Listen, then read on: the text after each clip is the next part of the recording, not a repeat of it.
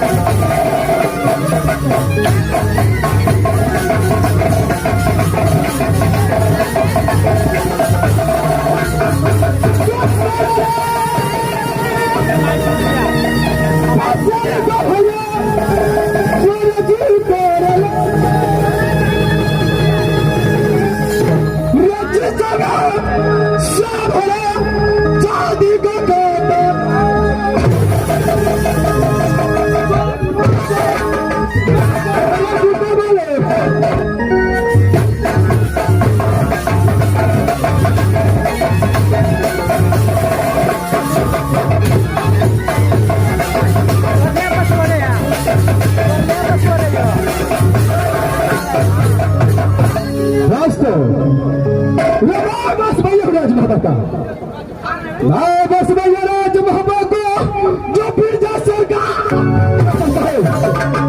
मोदी खड़ा ना मांगे लगी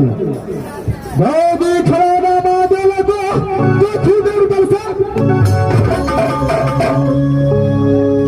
खुदे नाम दर्शी पता है अरे सुन लो चल चल लगो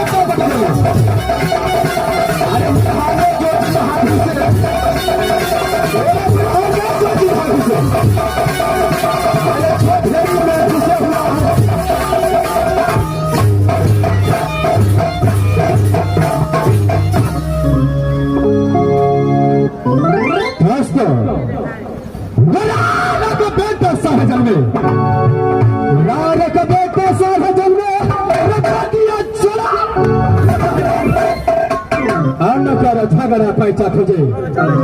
अन्न कर झगड़ा पैसा खोजे, रत्तों को तलरुबा। जिस दिनों से गंगा पास के दोस्त किया कहा वाले जिस दिन से दोस्त किया है उस दिनों से न जाने कितना किया लूट कर खाया, लेकिन आज इस सलाम मेरा दोस्त रहता, इस सलाम मेरा दोस्त रहता तो किसी कल किला पर जलाल चाहे करता।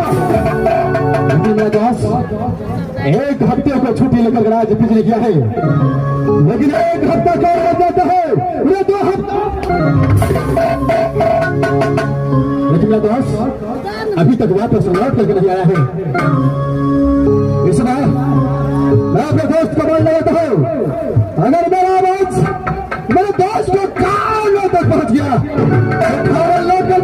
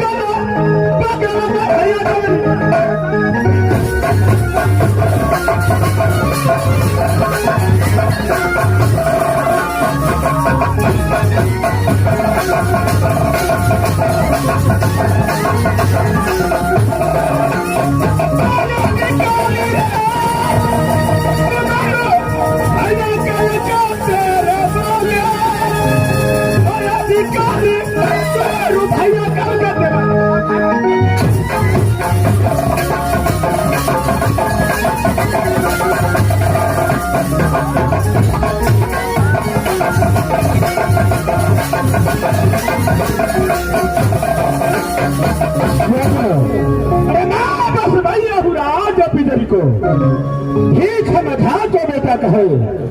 गोदी खेला रामा शकुंतला को खुद नवा बने अरे तुमने क्या चल बेला को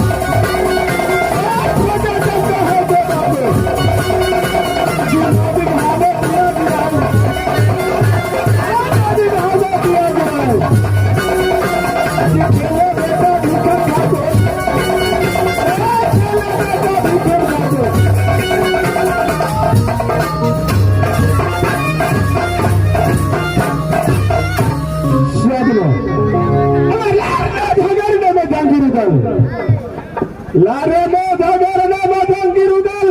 किला पड़ा अरे लाख यगारी लाख पछारी लाख यगारी लाख पछारी तब तो चला अरे बकरा है जो बिजली वाला मेरे को जाको देवा पंडित पढ़ता है ना पोथी पतरा को बतला दे आचारिका जिस देश से मैंने दोस्ती किया है गंगा जी में ताश करके